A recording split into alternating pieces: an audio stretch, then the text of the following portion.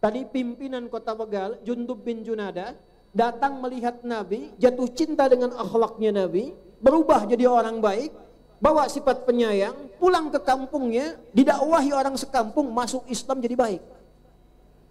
Heboh Madinah, keluar langkah, dak dikduk. Ternyata orang-orang dari Ghifar yang telah berubah dari sifat preman, pensiun premannya, jadi tobat, jadi orang paling baik di masanya.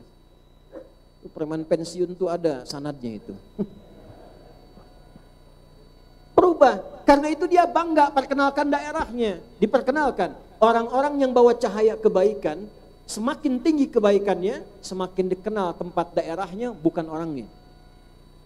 Imam Nawawi, nama aslinya bukan Imam Nawawi. Beliau Yahya, punya bapak namanya Syaraf, tinggal di kota Nawa. Hanya saking banyaknya cahaya takwa dan ilmunya, terbawa daerahnya dikenal An-Nawawi. Tambah A depannya, Al ujungnya I.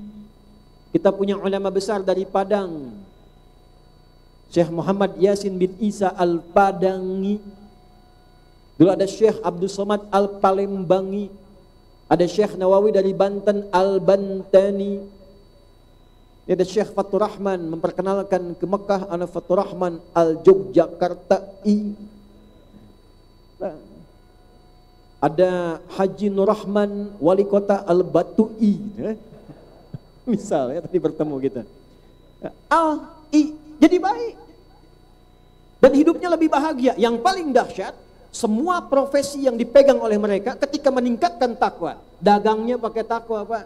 Jualannya pakai takwa. Kerjanya pakai takwa, jadi pebisnis pakai takwa, di militer pakai takwa, perangnya pakai takwa, bela negaranya pakai takwa, ngajarnya pakai takwa. Anda silakan perhatikan bagaimana orang-orang itu mencapai kesuksesannya.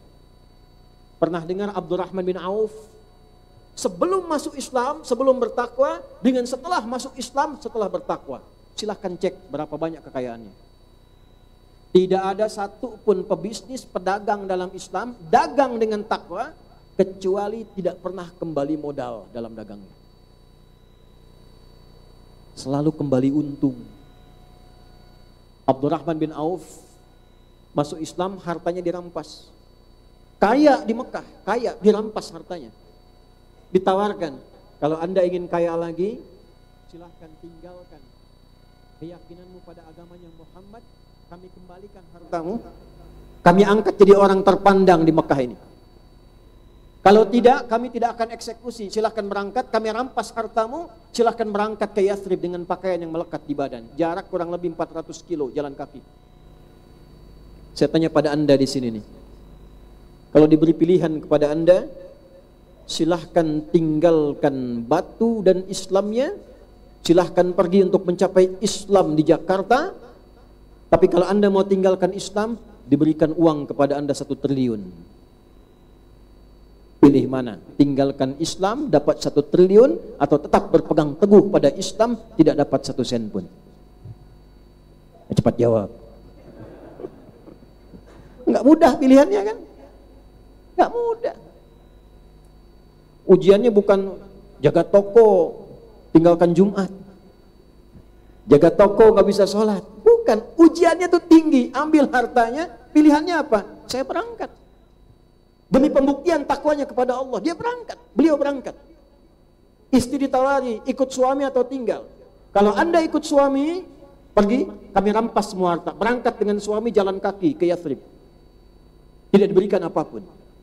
Kalau tinggal di Mekah, kami berikan harta suami, silahkan pilih laki-laki paling tampan yang disukai, difasilitasi pernikahannya. Bu ya, anggap suami nggak ikut malam ini nih. Ibu ditanya, ibu pilih mana?